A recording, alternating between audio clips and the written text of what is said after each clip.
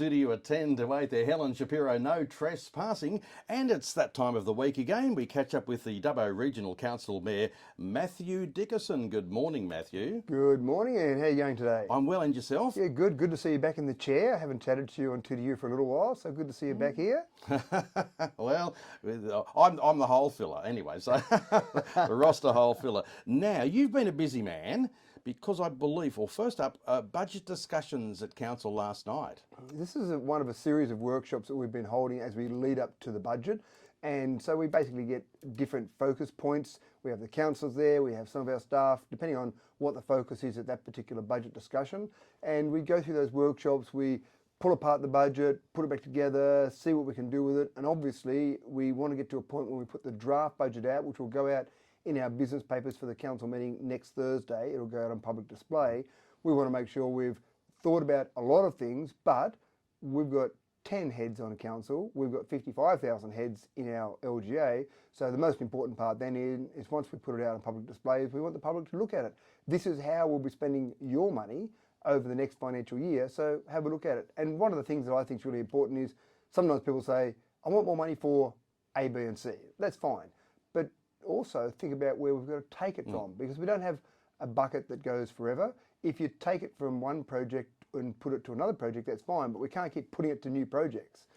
So if you do that, what you'll do, you'll make somebody else unhappy and make somebody else happy. It's yeah, it's a double-edged It's sword. taking from Peter and giving to Paul to Exactly. a certain extent, that's right, but it's about the priority. So if, for example, you wanted to have, let's say, our mowing program, people might say, we want to mow the entrances to Dubbo on a more regular basis.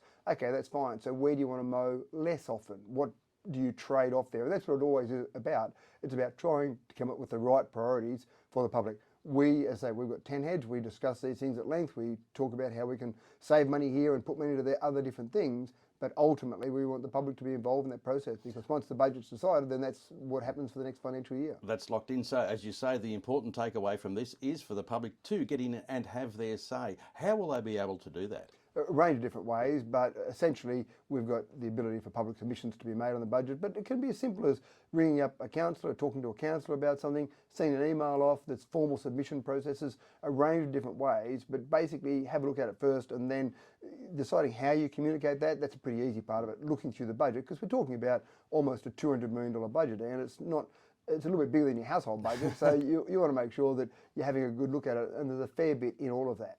Now, also too, very importantly, you've just come back from some very important meetings in Sydney because of the change of government, I believe. Exactly right, and this is one of the important things.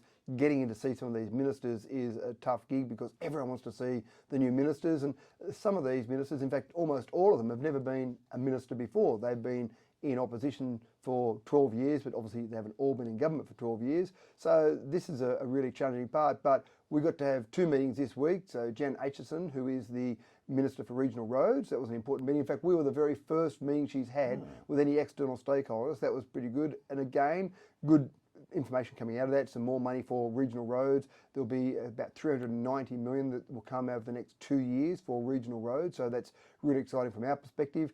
That's more money we can put into fixing the roads. We still think we've got probably a $60 million backlog, but the more we can get for that, that's fantastic. And then the other meeting we had was with the Minister for Local Government, Ron Honig. And again, just having a good relationship with your local government minister is really important. So we talked about a range of things. Rate pegging came up as one of those things that we'd like to see more control put in the hands of councils, but it seemed like rate pegging is here to stay with the new minister. But again, a range of discussions, and that's really important. So now we've got the ability to pick up the phone and ring those chiefs of staff or those ministers and talk to them further. Now, I've seen some comment in media, in print, I've heard stuff as well. Do you think with the change of government, do you think the Labor Party will look after the country folk now that the Nationals are no longer in power? Any thoughts on that at all? I think one of the really important things is that you've got a range of staff involved in government.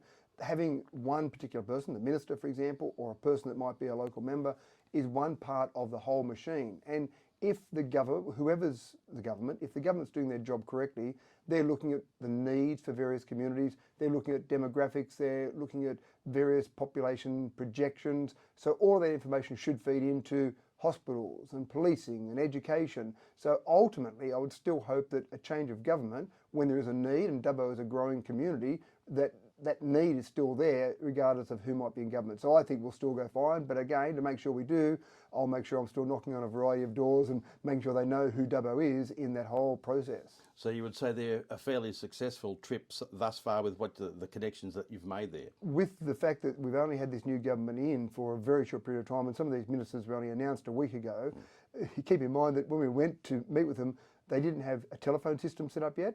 They didn't have computers set up yet. In fact, the minister only just got, in both cases, the minister only just got his and her computer the day before. So it's all very new. So to be able to get into those meetings so early, I think was good so far, and we'll keep working on that. Now, Matthew, also too, interesting situation here. The Dubbo Conservatorium, the Macquarie Conservatorium, has asked council to help find them some new accommodation because they need to quit the premises that they're in there. I noticed a headline during the week in one of the print media there. It says, lease offer for the con. Is that an official title? Is that an abbreviation of conservatorium, or is that rather telling? I don't know. I won't make any comment, Ian, on where you're going with that.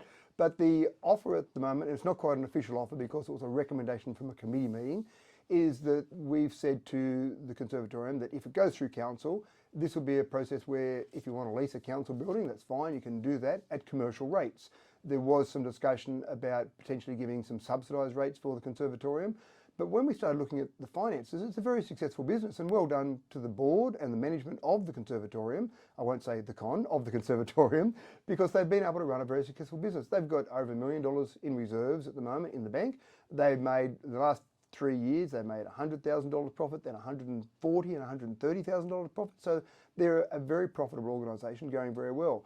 I'm not convinced that they need council's money, but we have offered them a $500,000 interest-free loan over 5 years to help them with a fit-out in a new building if they need to do that. So we've got some offer, but there was a fair bit of debate on council about which way we might go with this. Is it right to say that the $1 million in the bank, council actually found that out? Was that presented to council, or did you find that out in your due diligence? When we were looking, and the figures are all public, so these are not-for-profit organisations have published their figures or have to publish their figures, so that certainly wasn't offered. When we had some discussions with the con, they said if the council doesn't give us a building for free rent, we'll have to close the doors, which we thought was a bit dramatic.